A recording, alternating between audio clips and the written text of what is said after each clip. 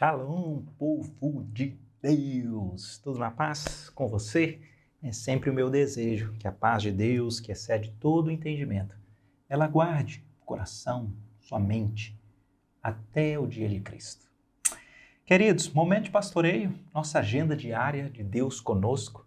Estamos aqui nesses livros desafiadores, mas como há lições preciosíssimas. Queria te animar. O nosso capítulo de hoje, ele parece uma montanha-russa. Ele vai lá no fundo mais sinistro do ser humano e, de repente, ele sobe e vai lá no alto da graça e da misericórdia. Muito revelador. Então, com esse ânimo, te convido para nós louvarmos o nome do nosso Senhor juntos. Vamos louvar?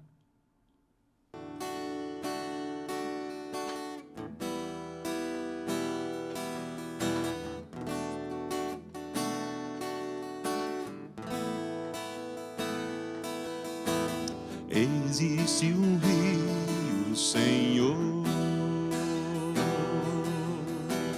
que flui do teu grande amor, águas que correm do trono, águas que curam, que limpam.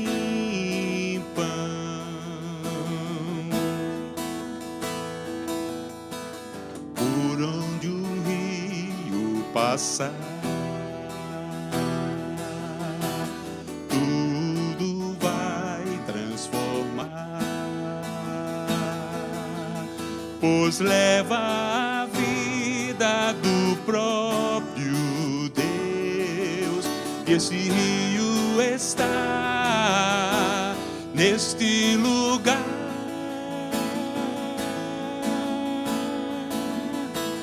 Quero beber dos teus rios, Senhor, sacia minha sede, lava o meu interior. Eu quero fluir em tuas águas, eu quero beber da tua fonte, fonte de águas vivas. Tu és o rio, Senhor.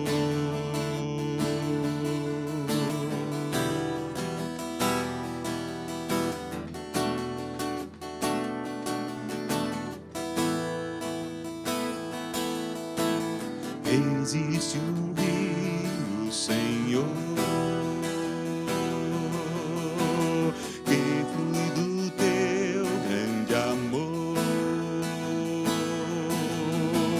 águas que correm do trono,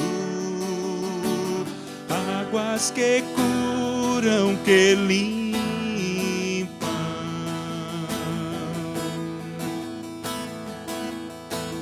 Por onde um rio passar,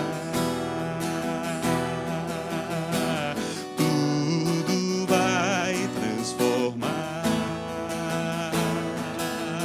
pois leva a vida do próprio Deus. Este rio está neste lugar.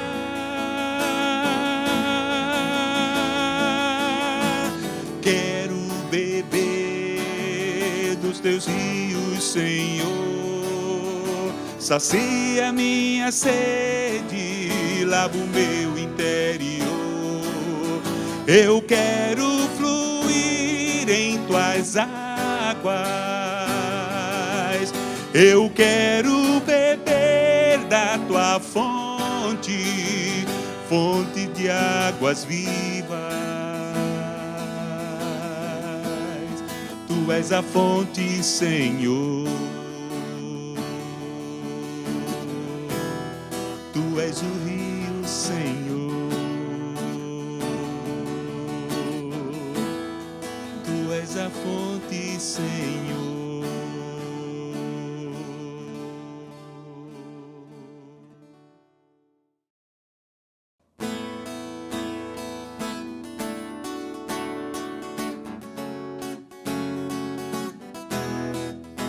mergulhar em teu ser, encontrar-me contigo.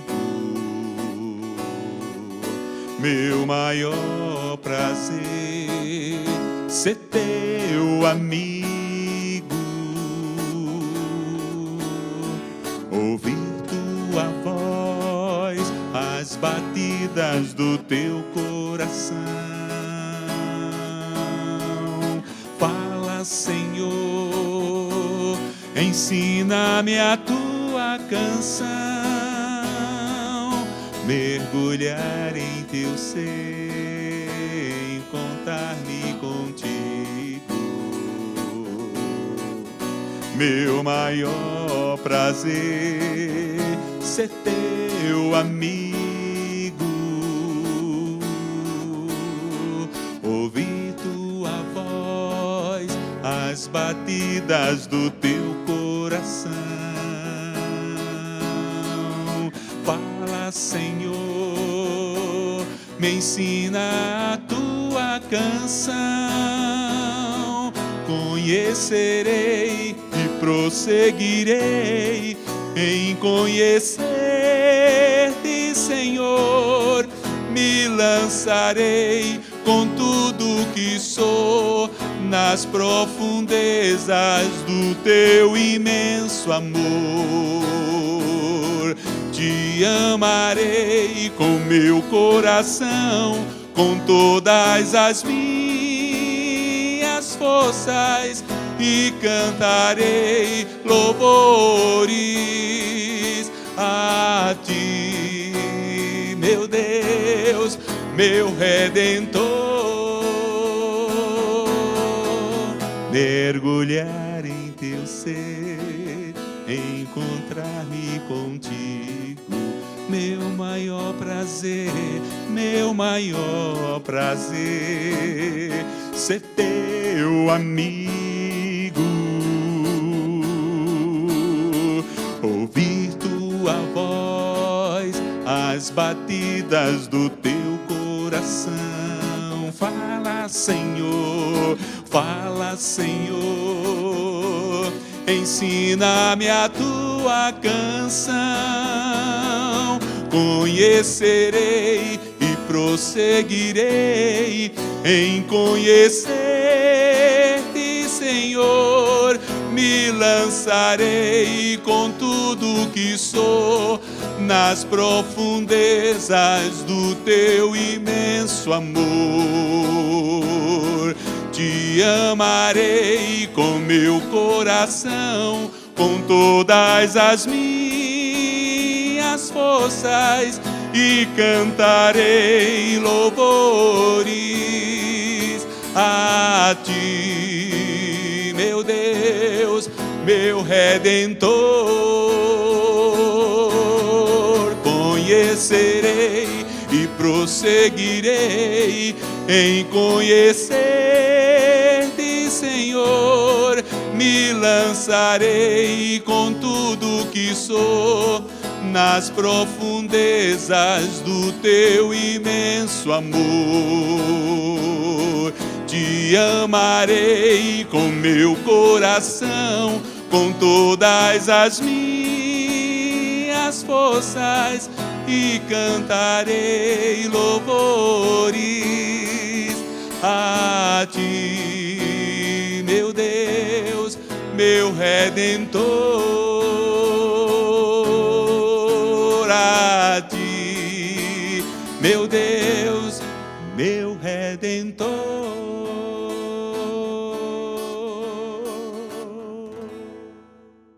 Graças a Deus. Privilégio esse nosso, louvarmos o nome do nosso Senhor juntos, não é isso? Queridos, deixa eu sem maiores delongas já dizer para vocês, nós estamos no capítulo 33 do segundo livro das Crônicas. E por que que esse livro, ou esse capítulo, ele é extremamente desafiador? Porque nas palavras do profeta Jeremias, lá no capítulo 15, nós vamos ler aqui a história, talvez, do pior rei de Judá.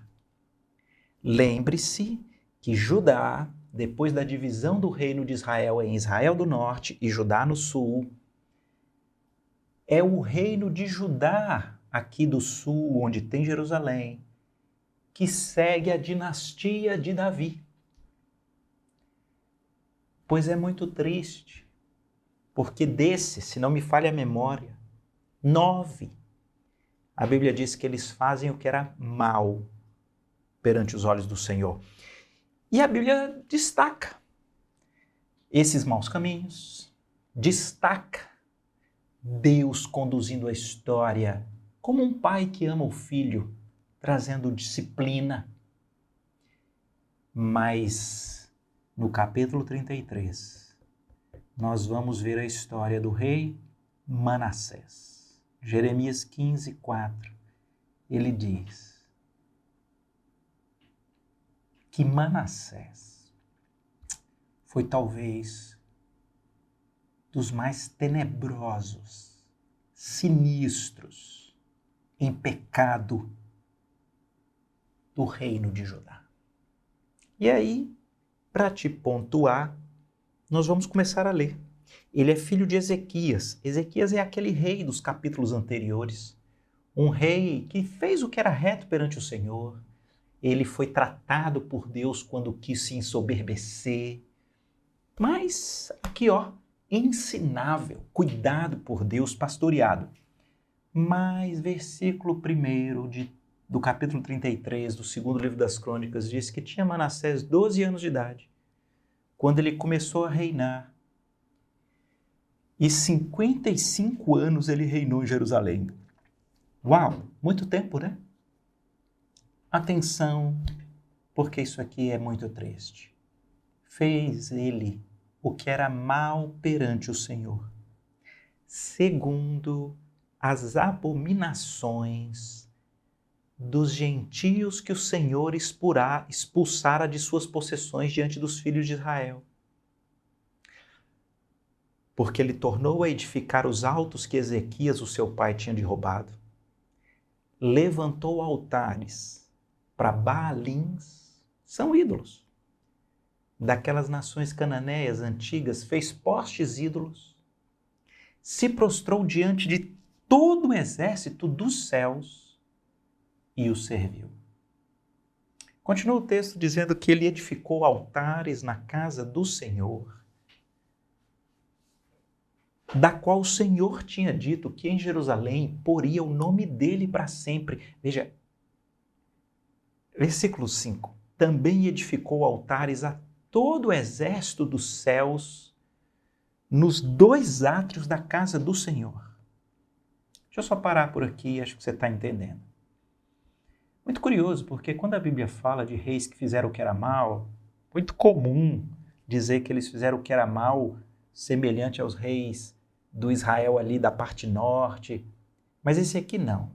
Diz que ele fez o que era mal como aquelas nações antigas, pagãs da região de Canaã, que inclusive receberam juízo de Deus por tamanha idolatria, perversidade. Manassés segue os piores caminhos. E é muito triste quando a gente lê que não apenas ele constrói altares a Baalins, ele se prostra diante de todo o exército dos céus, ou seja, ele adora os astros, né? Mas ele entra na casa do Senhor e ele constrói altares para ídolos dentro da casa do Senhor. Mas se você não entendeu o tamanho da perversidade dele, deixa eu ler o versículo 6, que vai te assustar. Ele queimou os seus filhos como oferta no vale do filho de Inom. Ele adivinhava pelas nuvens. Ele era agoureiro. Ele praticava feitiçaria. Ele tratava com necromante, feiticeiros, e prosseguiu em fazer o que era mal perante o Senhor para o provocar a ira. Que versículo pesado. Aqui você tem um tom, ou talvez a explicação do porquê que Jeremias coloca Manassés como um exemplo das piores atrocidades e perversidade de um coração desviado de Deus.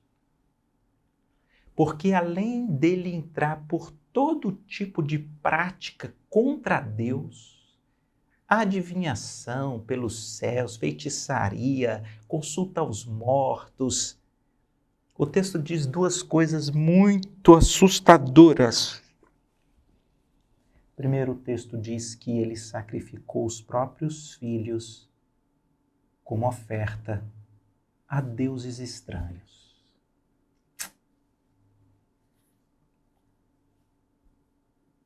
É assustador. Mas a segunda coisa muito estranha que o texto diz, termina dizendo que ele prosseguiu em fazer o que era mal para provocar o Senhor. Querido, você já viu gente assim? Você já viu gente que não só a pessoa mergulha por caminhos de pecado, como ela zomba de Deus? Na minha mente, é isso que Manassés faz. Ele se envolve com todo tipo de prática que não presta. Ele pratica perversidades terríveis, como oferecer os filhos e queimá-los para deuses estranhos. Quando você estuda práticas de um paganismo daquela região, tinha isso. Se você desse o de mais valioso, então você ia prosperar.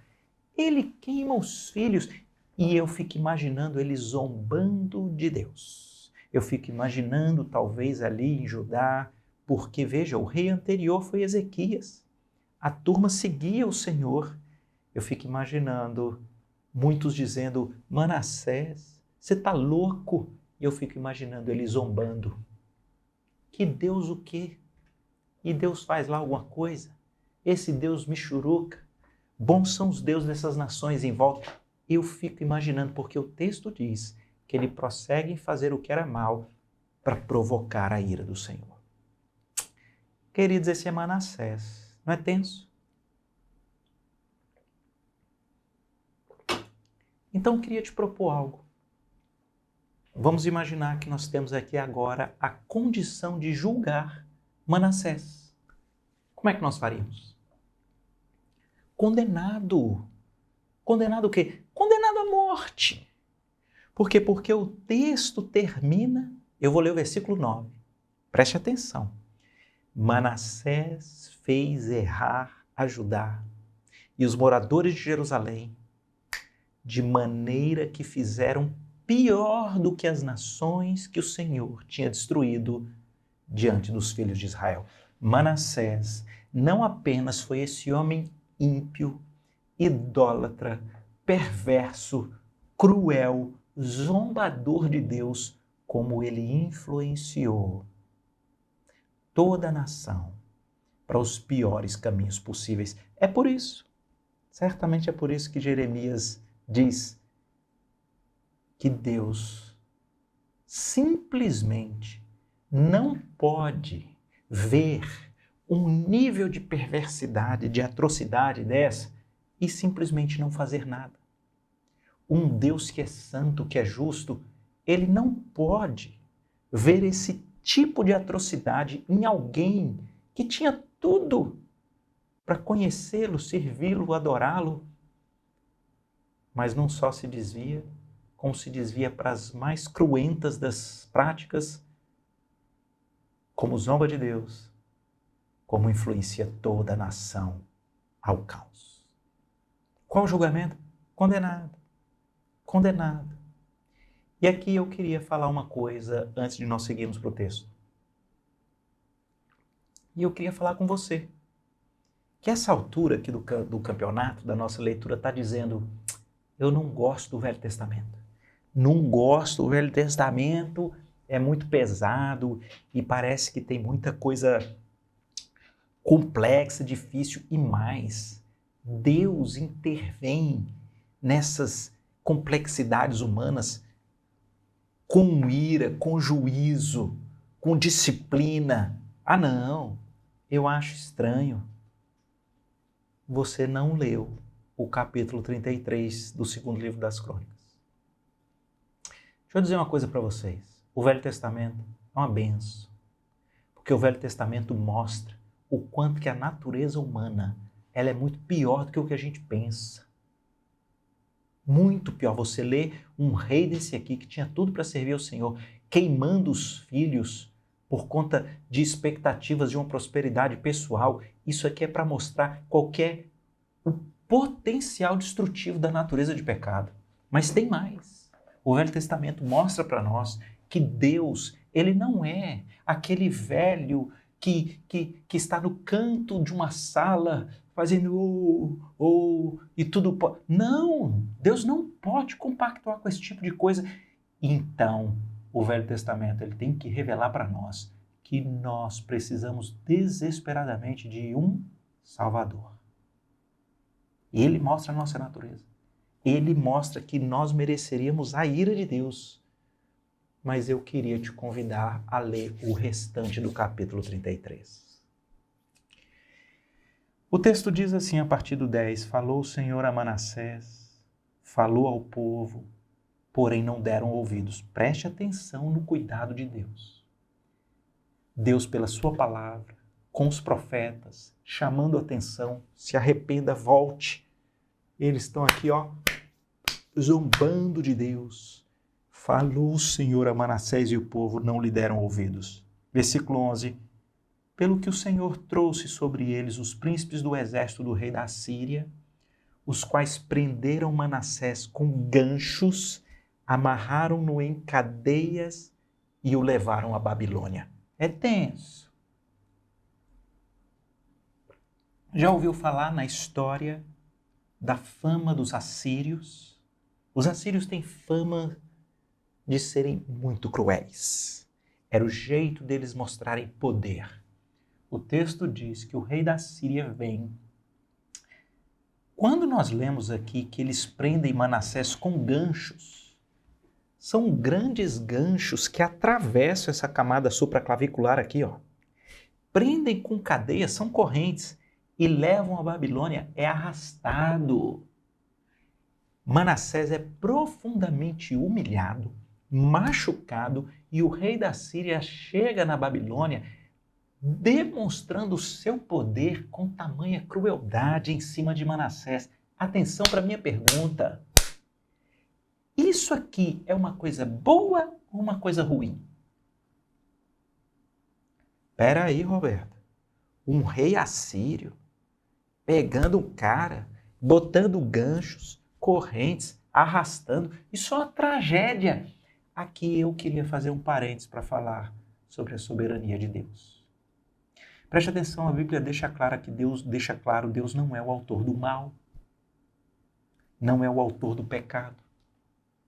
Mas Deus usa todo tipo de ação para cumprir os seus propósitos. E aqui tem algo curioso, porque o versículo 11, conquanto diga que é o rei assírio que pratica essas crueldades do gancho, das correntes para arrastar Manassés, o versículo 11 começa dizendo que foi o Senhor que trouxe o príncipe do rei da Síria. Eu sei que isso parece confuso na nossa mente.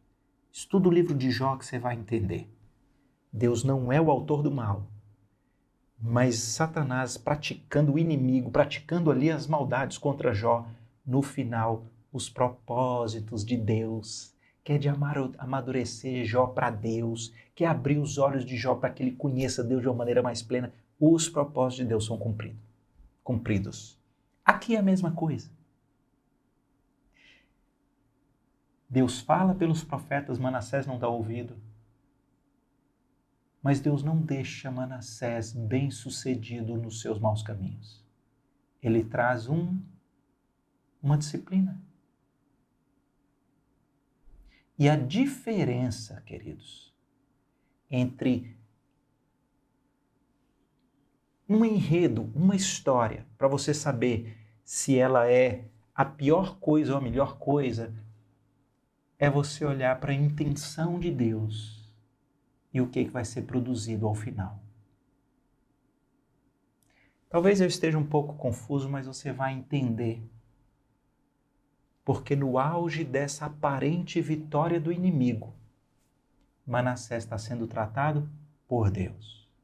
Os versículos que se seguem a esse momento difícil do rei da Síria, levando com ganchos correntes Manassés para a Babilônia, os versículos que se seguem, eles são extremamente reveladores. Escuta o que eu vou dizer, da graça de Deus. Versículo 12, Manassés, angustiado, suplicou deveras ao Senhor, seu Deus. E muito se humilhou perante o Deus dos seus pais. Fez-lhe oração. E Deus se tornou favorável para com ele, atendeu-lhe a súplica e o fez voltar para Jerusalém, ao seu reino. Então reconheceu Manassés que o Senhor era Deus. Louvado seja Deus. Louvado seja Deus. Esse trecho, queridos, são 2 versículos. A narrativa da maldade de Manassés, ela é 10 versículos. Em 2 versículos, nós temos resumido o processo da maior transformação que nós podemos encontrar aqui nesse livro das Crônicas. É um negócio espantoso. Manassés, aquele que desceu às maiores profundezas da tragédia humana, é aquele que Deus não desiste, vai atrás, o humilha, o aperta, mas para transformá-lo, para resgatá-lo. E eu queria com isso, então, estudar aqui, nessa segunda parte final do nosso estudo, qual é esse processo de transformação da vida humana. O texto diz que Manassés se angustiou. Eu acho isso muito bonito, porque eu traduzo angústia como aquele momento em que o pecador reconhece que ele é pecador. Queridos, a pior coisa para alguém, ela está sempre se justificando. Não, mas é porque fizeram isso comigo. Não, mas é porque todo mundo faz. Não, mas é porque não tem nada a ver. Não, mas é porque eu achei que estava... Não. A angústia é quando você se dá conta, como Davi no Salmo 51. Eu nasci na iniquidade. Em pecado me concebeu minha mãe. Né? Os meus pecados estão sempre diante de mim. Reconhecer o tamanho das atrocidades de pecados que você já cometeu. Por quê? Nós cometemos os pecados pelas ações, pelas palavras e pelos pensamentos. Eu sei que talvez você esteja olhando aí pensando, cara, mas igual Manassés é pior que todo mundo. Jesus nos ajuda a entender o tamanho do nosso pecado. Quando ele diz, ouvistes o que foi dito, não matarás. Eu, porém, vos digo, aquele que odeia o seu irmão é assassino. E aí? Já odiou? É como se você quisesse a morte do outro. Ouvistes o que foi dito, não adulterarás. Mas se você olha com uma intenção sexual para alguém que não é seu cônjuge, você já adulterou. E aí? Passa nesse critério? Queridos, o processo para uma real transformação, encontro da graça, ele passa por esse reconhecimento. Eu conheço os meus pecados. Eles estão sempre diante de mim. Davi chega a falar, o que o Senhor fizer para condenar os meus pecados, o Senhor estará sendo justo. O Senhor pode fazer. Querido, ele se angustiou. E aí então diz o texto que ele suplicou deveras ao Senhor seu Deus e muito se humilhou perante o Deus dos seus pais. Esse é o segundo ponto. Parece que ele não apenas reconhece os pecados, mas ele se humilha como quem reconhece que ele não consegue resolver a vida dele. Esse é o lugarzinho que Deus trabalha. O que eu não queria vem à minha mente. O que não é o certo, muitas das vezes eu me envolvo. O pecado está sempre diante de mim. E eu não dou conta. Não consigo me desvencilhar. Quando vê, faço um compromisso de não cair mais naquele pecado. Quando vê, eu estou caindo. Pode ser uma ira desenfreada, pode ser um consumismo, comprar coisas, pode ser o amor ao dinheiro, pode ser o falar mal aqui dos outros, pode ser uma mentirinha para evitar consequências, pode ser uma imoralidade, pode ser uma tragédia como quem assassinou os próprios filhos. O processo é de reconhecimento do próprio pecado e de humilhação. Querido, esse princípio está nas Escrituras. Humilhai-vos debaixo da poderosa mão de Deus, para que no tempo oportuno Ele vos exalte. Deus resiste aos soberbos. Ele exalta os humildes. Reconheça o seu pecado.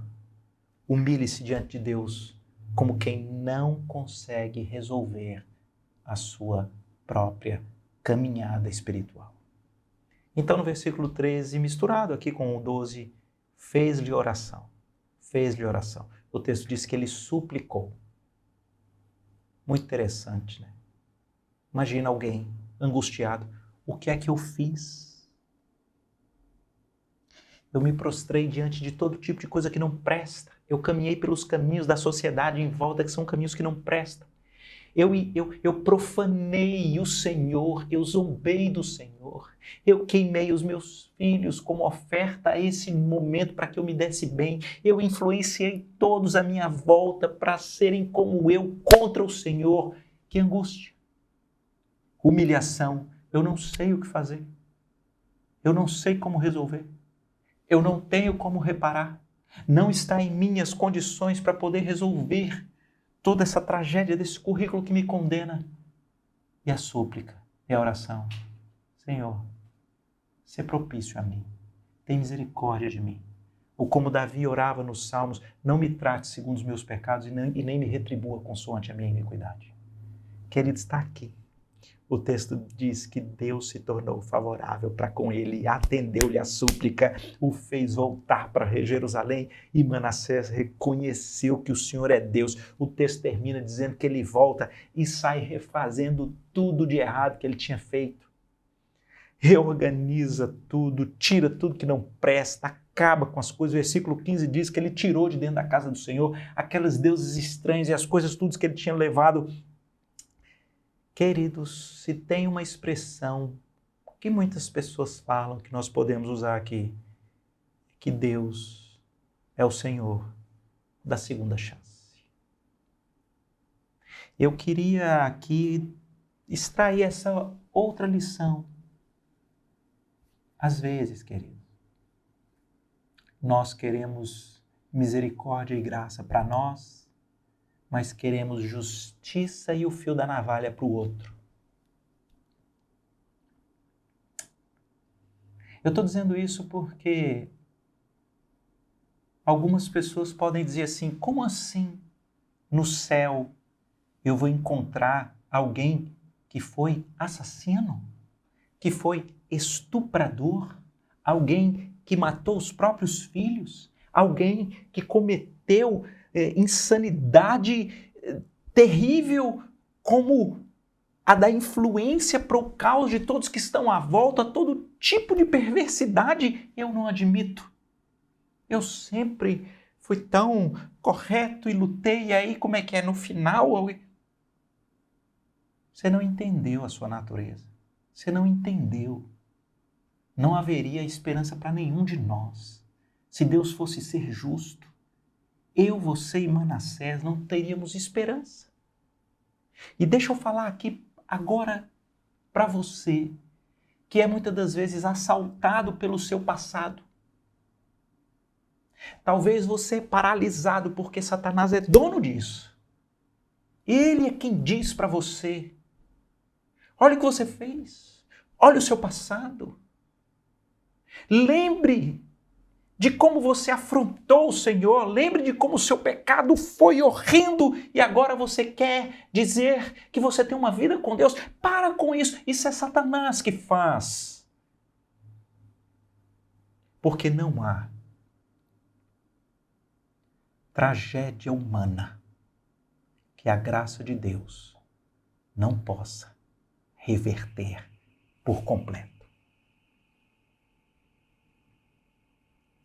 Não precisamos ser reféns do acusador. Queridos, às vezes, situações muito dolorosas, pessoas vão presas. Às vezes, perde-se relacionamento que é quebrado. Às vezes, você perde o seu trabalho. Às vezes, situações que são muito difíceis. É a oportunidade de Deus para uma grande transformação da sua vida. Nós encontramos isso em várias narrativas dos presídios. Pessoas que estavam num nível de lamaçal terrível que nem percebiam. E foi só nos piores momentos da vida, no fosso de um presídio, que eles se apercebem a angústia pelo pecado, se humilham diante de Deus, suplicam pela graça e Deus transforma. Nós vamos nos surpreender no céu. Passando pelo ladrão da cruz, Manassés, gente que o currículo condenava, mas que foram alvos da graça. Como? Essa é uma boa pergunta final. Como? Como você tem leis civis de Deus no Velho Testamento, dizendo que quem assassina tem que pagar com a vida, tem que morrer? Pelo crivo da lei civil da época, Manassés, pelo que fez, merecia a morte. Como que um Deus justo pode, pela angústia, pela humilhação, pela súplica, se tornar favorável a alguém que merecia morrer pelas suas atrocidades, pelos seus pecados? Como?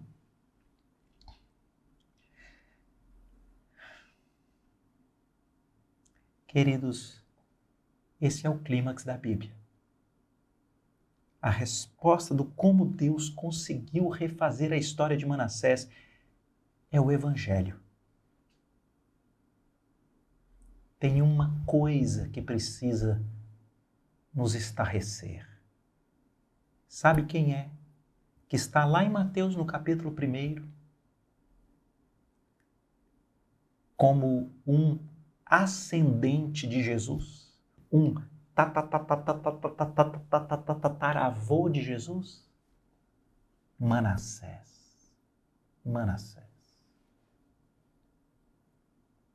Séculos depois, Deus mandou o filho dele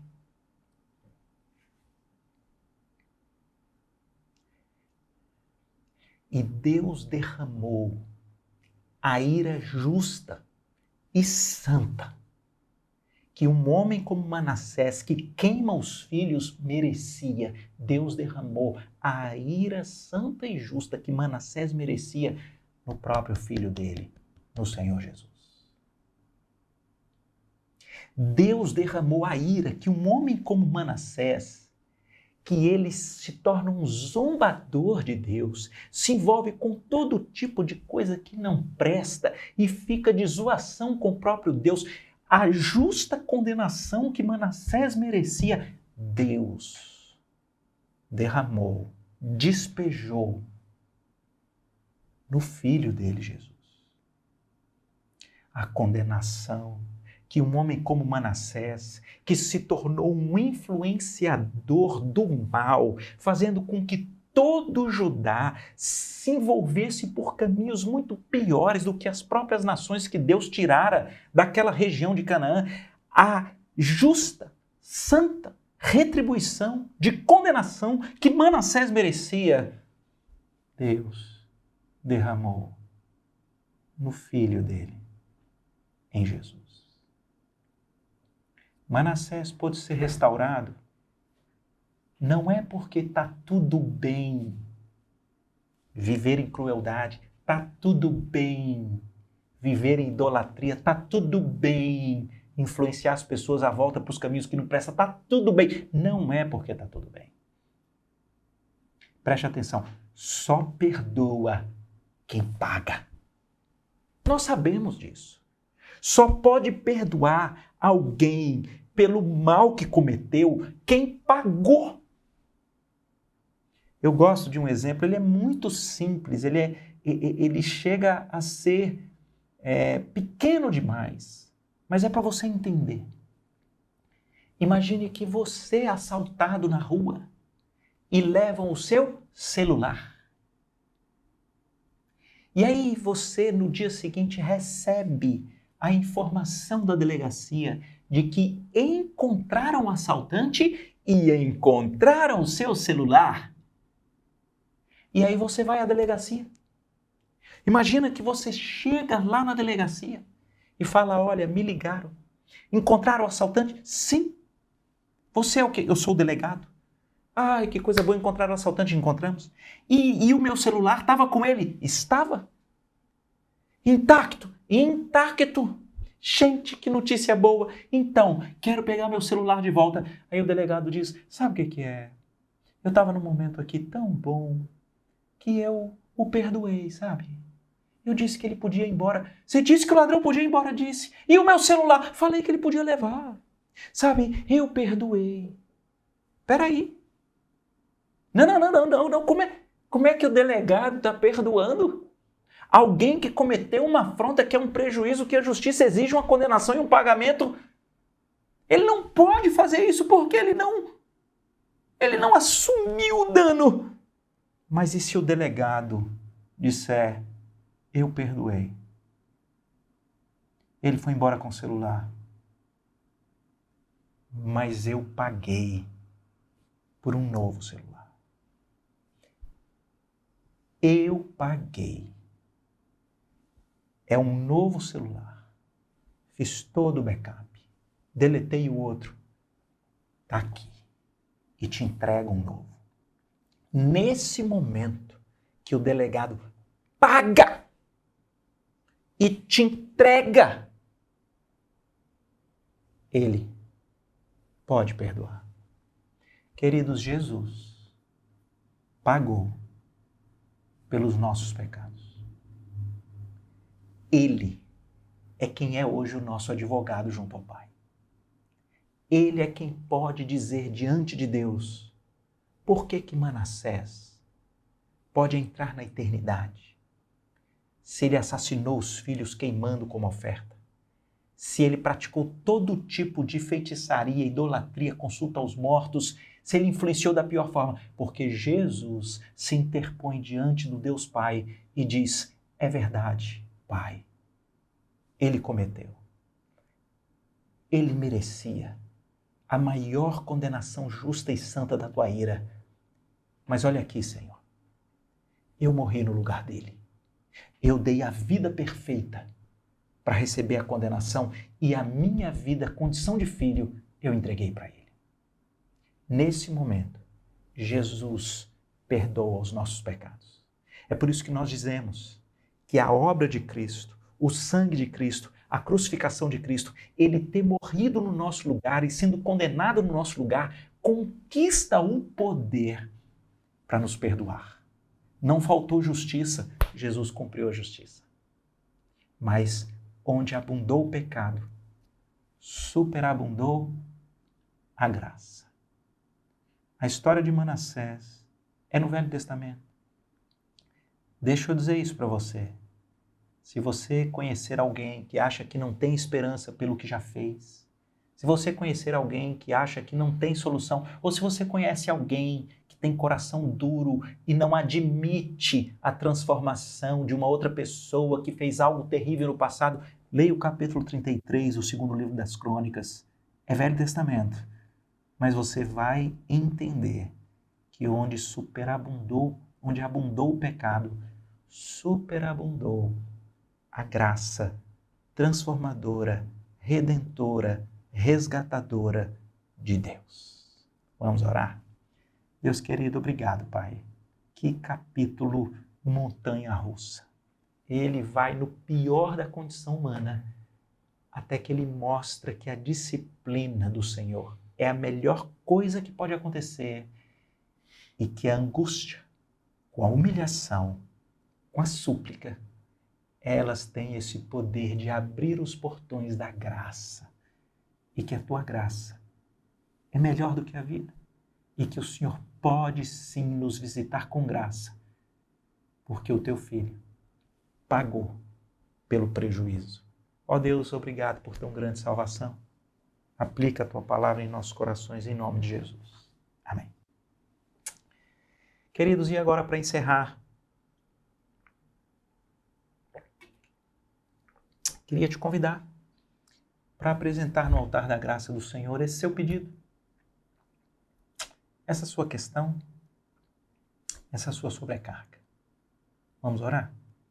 Pai querido, eu gosto de terminar aqui o momento de pastoreio, me unindo, Pai, com essa pessoa querida que tem aí essa questão que ela não sabe como resolver, que tem aí esse assunto que tem sido pesado demais e que nós estamos juntos aqui ouvindo o Senhor Jesus convidando para irmos até Jesus quando estamos cansados e sobrecarregados, para depositarmos aos pés da cruz os nossos fardos e recebermos descanso para a alma. Visita os enfermos, os enlutados, aqueles que têm sido alvo da acusação de Satanás pelos seus pecados. Visita o desempregado, o que está na crise financeira. Visita o que foi laçado pelas artimanhas da imoralidade do nosso mundo. Visita com o Evangelho. Visita com o teu poder. Visita com restauração, com transformação, com renovo. O Senhor nos visitou com esperança e expectativa hoje no momento de pastoreio. E o meu pedido é que o Senhor aplique essa graça na vida dessa pessoa querida, em nome de Jesus. Amém. Que Deus abençoe.